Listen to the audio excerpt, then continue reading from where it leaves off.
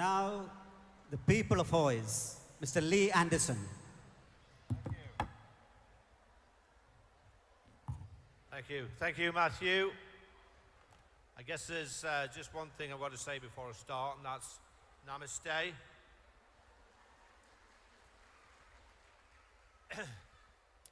My friend Matthew asked me to come to this event. He said it was just a small event with a few people.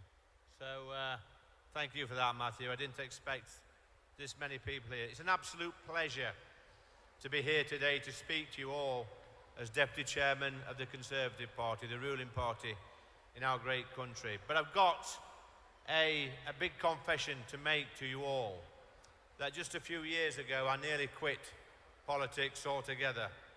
I was a Labour councillor, yes, a Labour Party councillor in our village, and I got stuck with a party that I just didn't see eye to eye with. Right. The reason that I first got into politics was to help people like me and people like you. People that had worked hard all their lives to put food on the table. People who would give everything up so their children would have a better life. People like yourselves who know what it's like to work hard and graft. But at every council meeting that I attended, it became clear what the Labour Party was all about. My Labour Party councillors were more interested in talking about communism than the cost of living. Then one day, one of the councillors asked me if I'd read the works of Karl Marx. And I said, no, don't be daft. I've not read any of Karl Marx. And he said to me, well, why don't you go and join the Tory party then? So I thought, you know what, that's not a bad idea. And I did. And then just 18 months later, I was the Conservative Member of Parliament for the great place of Ashfield. The fantastic hard-working people of Ashfield put their faith in me as their MP. And now people say to me, are you the proudest man on the planet? And I say, yes, I am. Of course I am.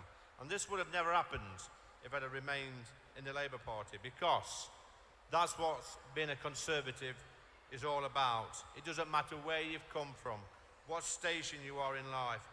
Everyone who works hard has the right to get on in life.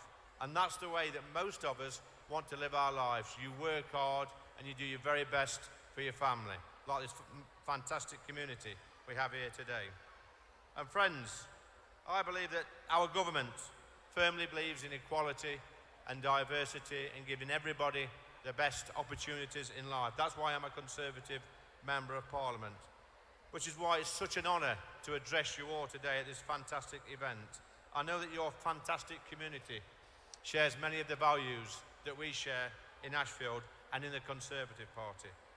Our party, the Conservative Party in my community, recognise your immense contributions towards our nation's rich tapestry, and we're committed to ensuring that your voices are heard and that your aspirations are fulfilled. Because your community, this Indian Catholic community, is a testament to the values of hard work, resilience and faith.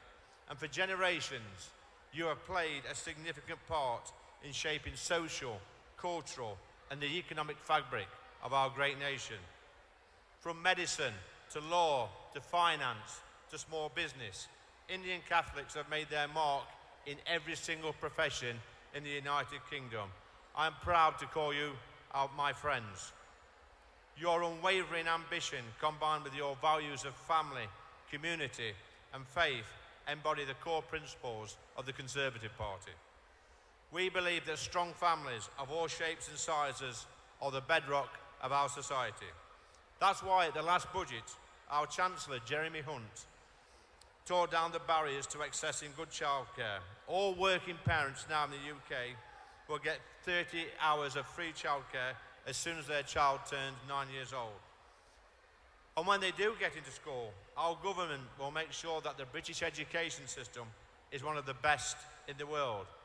Because we all know, my friends, that having a good education is the most important thing to getting on and succeeding in life.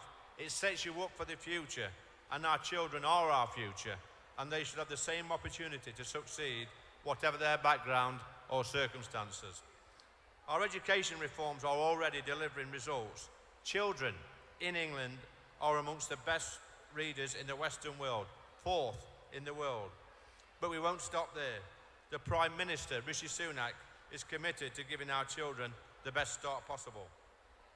So we have an education system to change the world, an education system that will give our children the best knowledge and skills they need.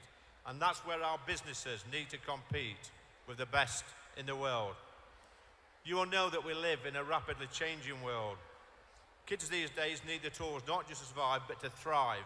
Our children need to thrive. That means improving on our maths, because without a solid foundation in maths, our children risk being left behind, shut out of the careers they aspire to and the lives they want to lead. Don't get me wrong, we're not terrible at maths, but we're not the best in the world either, and we need to get better. The Prime Minister, Rishi Sunak, is dedicated to fixing this. He wants teenagers to learn maths in some form until they're 18 years old, giving them the best chance in life and the chance to fulfill their potential in whatever profession they choose.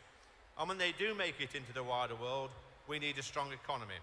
And let me tell you, only the party that I represent believes in delivering a healthy economy. When I was a councillor, all the Labour lot ever wanted to do was spend, spend, spend. They would waste your money on one pointless pet project to another, instead of focusing on frontline services like bin services. And when they'd run out of taxpayers' money, they would blame the government for not bankrolling every madcap decision. That's what Labour's like. We saw it at last time they were in power. Some of you, some of the older members, might remember the famous note they wrote in 2010, where they said there's no money left. And there wasn't. And nothing's changed since then. If Labour gets their hands on the keys to number 10, Sakia, or Slippery, Starmer, as I like to call him, has committed to spending 28 billion a year on this unfunded net zero project. That's not what being responsible with the economy looks like. But of course, it's been difficult. It's been a difficult couple of years for our country's finances. First we had COVID, and then we had the wicked Putin war in Ukraine. And times are tough. And the Prime Minister, Rishi Sunak, and the Chancellor recognise that too. Inflation is a tax on us all, and that's why the government's putting halving it at the top of their 5 priorities. It's only by tackling inflation that we can build a strong economy and an even stronger country. And my friends, I know that everybody in this room will help us do that. Sometimes the Christians in India are the forgotten minority, but in this country we recognise your efforts in keeping our economy and our society going.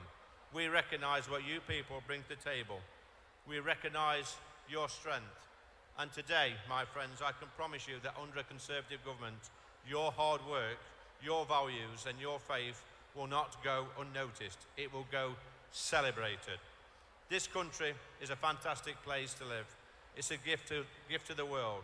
But together we can make it an even better one. Thank you for listening to me, and God bless. Thank you.